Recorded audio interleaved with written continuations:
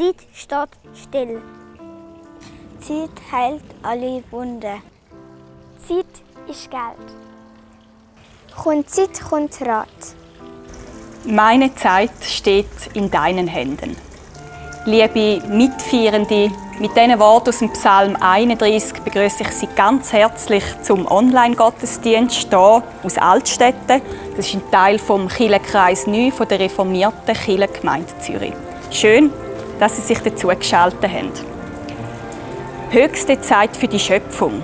Das ist das Motto der diesjährigen Schöpfungszeit, die am letzten Donnerstag angefangen hat und bis am 4. Oktober geht. Wie beim Eingangswort aus dem Psalmbuch geht es um das Thema Zeit. Und das wollen wir auch im heutigen Gottesdienst aufnehmen. Was ist das eigentlich, Zeit? Ist Zeit Geld, wie wir es vorher gehört haben? Kommt mit ihr Rat? Steht sie manchmal still? Und heilt sie wirklich alle Wunden? Obwohl unser Alltag von Uhren taktet ist, entzieht sich die Zeit am menschlichen Zugriff. Und wahrscheinlich ist es genau wegen dem auch so faszinierend. Zusammen mit Kindern aus dem Kirchenkreis 9 wollen wir diesen verschiedenen Aspekten der Zeit ein bisschen nachgehen. Mit der Musik von unserer Ad-Hoc-Kinderband unter der Leitung von der Pamela Schäfer, mit dem Nachdenken darüber, was in der Bibel eigentlich zu dem Thema alles steht, und natürlich kommen auch die Kinder selber zu Wort. Ich habe mit ihnen einen kleinen Deal gemacht. Ich nehme mir Zeit, um ihre Fragen an mich als Pfarrperson zu beantworten, und sie erzählen mir dann im Gegenzug etwas über ihr Verhältnis zu der Zeit erzählen. Und wer weiß, vielleicht haben sie daheim dann auch ein bisschen Zeit, um sich Gedanken über diese Fragen zu machen. Wir sind gespannt, wie es rauskommt.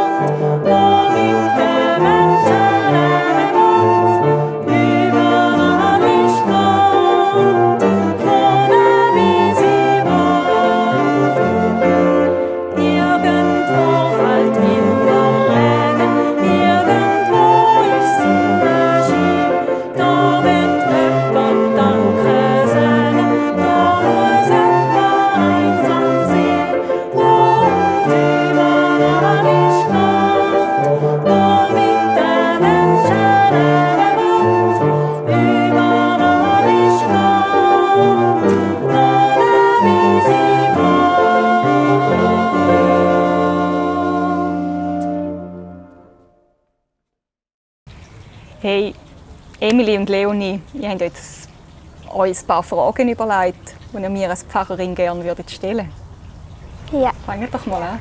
Also, was gefällt dir an deinem Beruf als Pfarrerin? Mein Beruf als Pfarrerin gefällt mir vor allem, dass ich mega viel Zeit habe für Menschen. Dass ich Zeit habe für jüngere Menschen, wie jetzt zum Beispiel mit euch zu reden, aber auch, dass ich kann bei Leuten, die gerade jemanden verloren haben, vorbeigehen, dass ich wie mit ganz, ganz vielen verschiedenen Menschen zu tun habe und sie irgendwie ein Stück auf ihrem Lebensweg begleiten. Tust du gerne Kinder taufen? Ja, das ist etwas Unschönes. Das ist wirklich, wir haben es ja mal gemacht, im Unti, habe ich mal wie so ein bisschen vorgezeigt, wie das überhaupt geht. Und das ist immer etwas, das ist wie ganz, ganz ein spezieller Moment. Das ist, jeder Mensch wird nur ein einziges Mal getauft im Leben. Und das ist wie so, finde ich, ganz mega, mega Privileg, wenn ich das machen darf. Wieso? Und da jemandem mitgeben auf den Weg. Das ist wirklich, ja, mache ich ungern. Hast du schon als Kind immer Pfarrerin werden? Ja, lustigerweise schon. Schon mit 9 oder so. Da bin ich aber noch katholisch, dann ich unbedingt Pfarrerin werden. Aber ich glaube vor allem, weil mein absolutes Lieblingsbuch die Bibel war. Und mich die biblischen Geschichten so fasziniert. Wenn ich gefunden, sie sind so unnah dran am Leben. Okay. Ich glaube, das waren unsere Fragen, oder? Ja. Okay, also das sind eure Fragen. Jetzt haben wir ja abgemacht, dass wenn ihr mich Sachen fragen darf ich euch auch ein paar Fragen stellen. Oder? Ja. Und ich habe mir überlegt, so ein bisschen zum Thema Zeit, weil ja das ein Thema ist für unseren heutigen Gottesdienst, ich mich so ein bisschen gefragt, ist das bei euch ja so, gibt es wie Momente, wo die Zeit besonders langsam vergeht? Also ja, wenn man halt nicht weiss, was machen oder einem halt ein bisschen langweilig ist, dann geht die Zeit eher ein bisschen langsamer vorbei. Hast du da viel, dass die Zeit langsamer vorbeigeht? Ja, schon recht. Also so, wenn ich mega langweilst und so? Ja. Ja, bei mir auch, wenn ich mich halt so langweile oder nicht weiss, was machen oder beim Autofahren, jetzt irgendwo herfahren und dann, dann geht es eine Stunde und irgendwie ist das Gefühl 3 Stunden oder so.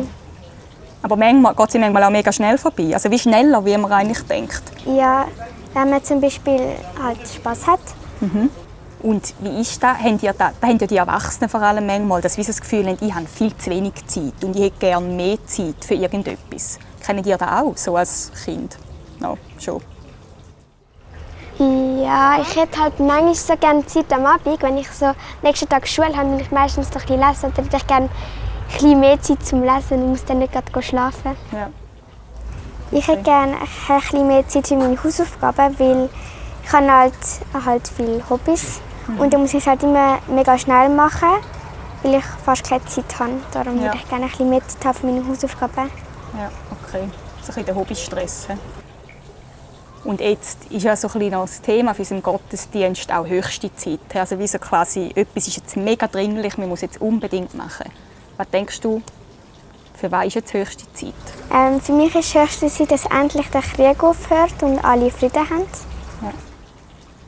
Für mich ist höchste Zeit, dass es keine Arme mehr gibt, dass alle so halt auch sauberes Wasser haben und alle genug Wasser haben. Das ist für mich höchste Zeit. Und was ist eigentlich für dich? Was ist für dich höchste Zeit?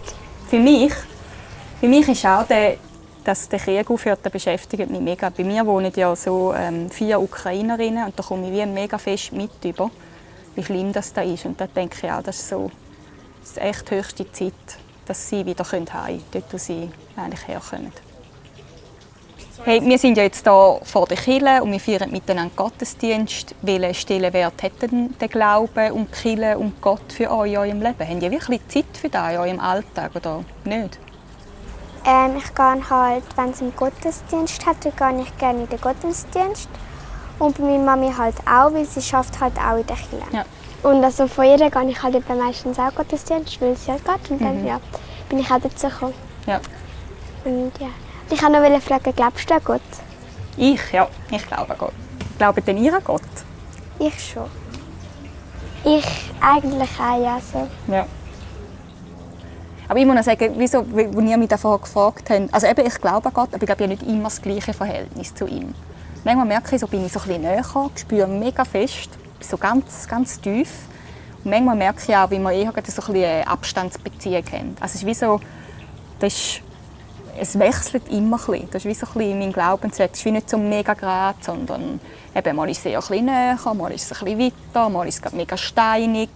Mal ist es so mega ein sanfter Weg, wo man auch gut gehen kann. Das ist wie so, merke ich, dass es auch recht wechselt. Und manchmal nervt mich Gott auch ein bisschen. Denke ich, wie so, jetzt könntest du mal etwas machen oder könntest du mal eingreifen. So, manchmal streite ich auch ein bisschen mit ihm. Dann manchmal auch streiten mit Gott, oder nicht so? Nicht so. Nicht manchmal denke ich so, das könntest du jetzt schon, also jetzt könntest du auch mal etwas machen, aber ich streite jetzt nicht so wirklich mit ihm. Ja, aber denkst schon, jetzt könntest du mal eingreifen. Ja. Ja. Hey, ja, danke vielmals, dass ihr euch Zeit genommen habt, um mir Fragen zu stellen und meine Fragen zu beantworten. Bitte, bitte.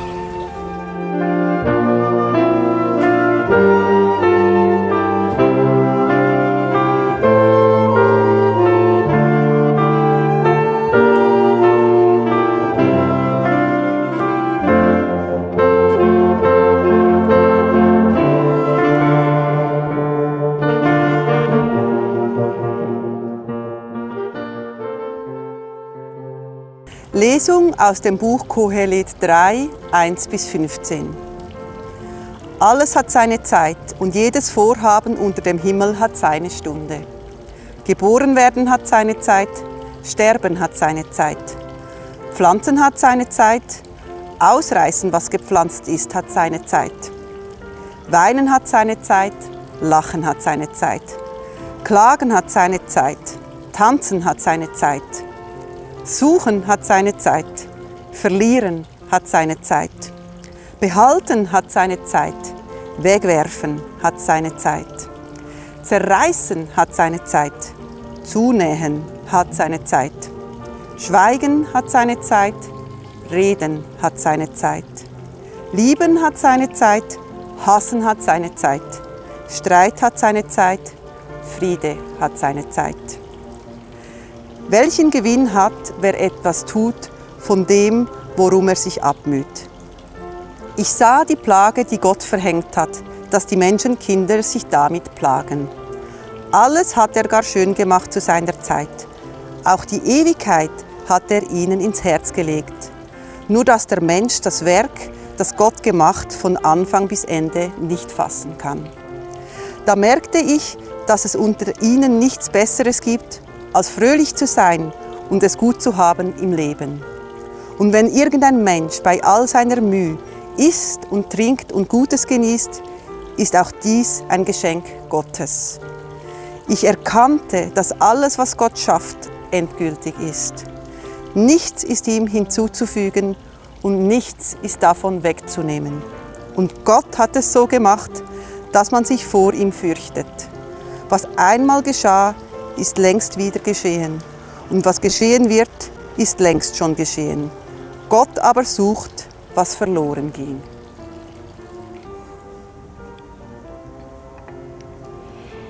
Sanduhren in dieser Art haben in meiner Kindheit eine ganz wichtige Rolle gespielt. Es ist nämlich jeden Abend, wenn es ums Zähneputzen gegangen ist, hat die Zeit angegeben, wie lange ich die Zähne putzen musste. Und es ist unglaublich, wie langsam die Körner einmal runtergegangen sind. Die Zeit hat und hat nicht vergehen. So eine Sanduhr ist eine meiner ersten Erinnerungen, dass die Zeit relativ ist. Dass die Zeit manchmal ganz schnell vergeht und manchmal überhaupt nicht. Je nachdem, was man gerade macht. Sanduhren gibt es zwar schon ganz lange, aber zu biblischen Zeiten sind sie noch nicht bekannt gewesen. Hier, bevor es Uhren gegeben hat, haben die Menschen die Zeit noch viel stärker von dem her erlebt, was in dieser passiert ist. Die Verfasser der Bibel waren viel weniger daran interessiert, was jetzt in dieser messbaren Stunde ist, sondern an der Zeit als dem Moment, wo etwas ganz Bestimmtes dran ist. Am deutlichsten wird das in der Bibel im Buch Kohelet, in dem Text, den wir vorher gerade gehört haben. Für alles gibt es eine Stunde und Zeit für jedes Vorhaben unter dem Himmel. So startet der Kohelet, wo auch Prediger genannt wird, seine berühmte Meditation über die Zeit. In dem Gedicht stellt der Kohelet jeweils zwei menschliche Tätigkeiten gegenüber. Die eine ist positiv besetzt und die andere negativ. Ganz nüchtern macht er das und akzeptiert, dass das Leben so ist. Schön und schwer, zum Tanzen und zum Schreien, wunderbar und furchtbar. Beides ist wahr und gehört zu uns, sagt der Kohelet. Das Erstaunliche an seinen Worten ist, er wertet nicht. Der Kohelet stellt das Brüllen und das Lachen, das Behalten und das Wegwerfen, das Lieben und das Hassen nebeneinander, als wären sie gleichwertig. Ja, fast so, als würden sie sich vervollständigen. Das kann vielleicht sogar ein Trost sein, weil der Kohelet betont, dass es nicht die manchmal so schmerzhafte Gegensätze sind, die das Leben ausmachen, sondern das gegenseitige Ergänzen. Er findet da drin eine Ordnung. Wo alles seine Zeit hat, dort ist das Leben in Balance. Liebe Mitfeierende, wie sehen Sie das? Tröstet Sie den Hinweis auf die verschiedenen Zeiten im Leben? Oder ist es vielleicht eher eine Vertröstung für Leute, die gerade eine schwere Zeit durchmachen? Jemand, der das mit den verschiedenen Zeiten im Leben kategorisch ablehnt, das ist der Albert Knupp. Eine Figur im Roman «Die Zeit» vom Schweizer Schriftsteller Martin Sutter. Der Knupp, der ist ein richtiger Zeitgegner. Er sagt, nicht die Zeit vergeht, sondern alles andere. Die Natur, die Materie, die Menschheit. Die Zeit selber, die existiert gar nicht. Das Einzige, was es wirklich gäbe, ist die Veränderung. Und die schafft die Illusion der Zeit. Und die Veränderung können wir, ganz im Gegensatz zu der Zeit, auch wieder rückgängig machen. Der Albert Knupp beweist das mit einem wahnsinnig aufwendigen Experiment. Allerdings geht das für ihn dann gehörig hinten raus. Natürlich ist die Geschichte Fiktion. Sie zeigt aber, dass die Menschen die Zeit eben nicht im Griff haben und dass die Zeit mehr ist wie eine physikalisch messbare Größe. Sie hat etwas mit unseren Empfindungen, Erinnerungen, mit dem, wie wir sie gestalten und mit der Sehnsucht und Hoffnung nach der kommenden Zeit zu tun. Auch diesen Aspekt nimmt der Kohelet auf. Gott hätte alles schön gemacht zu seiner Zeit. Aber der Mensch versteht das nicht. Ihm sei zwar die Ewigkeit ins Herz gelegt worden, aber halt nur eine Ahnung davon. Und weil der Mensch das Tun von Gott nicht von Anfang bis Ende überblicken kann, sieht er auch nicht, dass die Zeit eigentlich schön ist. Liebe Mitfeierende, da wird die menschliche Erkenntnisfähigkeit radikal in Frage gestellt. Die Zeit übersteigt unseren Verstand. Und das hören wahrscheinlich die meisten von uns nicht gern, aber deckt sich eigentlich mit den Erfahrungen, die ich als Kind mit so einer Sanduhr gemacht habe. Was tun? Der Kohelet ist da ganz klar. Er sagt, trotz oder vielleicht gerade wegen dem fröhlich sein und das Leben geniessen, die Zeit dabei vergessen. Es kann ja auch ganz viel Druck wegnehmen, wenn man nicht alles im Griff haben und verstehen. Und bei aller Relativität von der Zeit und vom menschlichen Wissen und Erkennen wünsche ich uns allen die bleibende Zuversicht, dass Gott einen Plan hat. Dass er unsere menschliche Zeit überblickt und sie schön gestaltet. So wie es eben im Psalm 31 heißt: Meine Zeit steht in deinen Händen. Amen.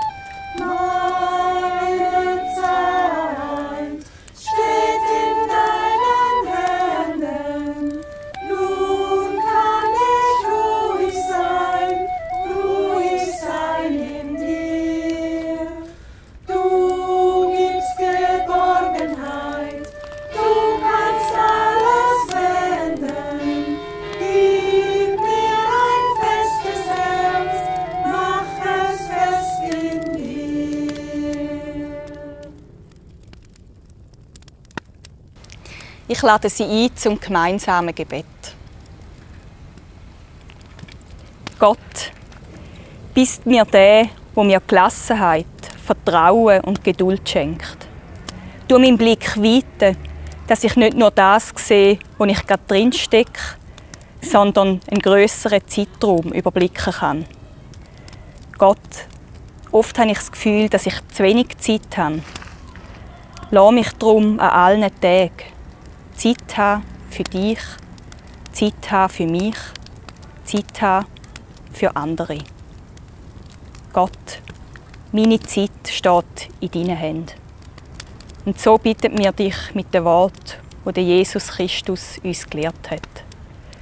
Unser Vater im Himmel, geheiligt werde dein Name, dein Reich komme, dein Wille geschehe, wie im Himmel, so auf Erden.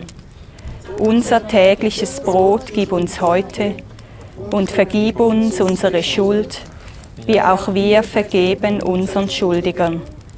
Und führe uns nicht in Versuchung, sondern erlöse uns von dem Bösen. Denn dein ist das Reich und die Kraft und die Herrlichkeit in Ewigkeit. Amen. Wenn Sie jetzt weitergehen, dann gehen Sie unter dem Segen von Gott. Gott segne und behüte dich. Gott soll sein Angesicht leuchten lassen über dir und dir gnädig sein. Gott soll sein Angesicht über dich erheben und dir seinen Frieden schenken. Amen.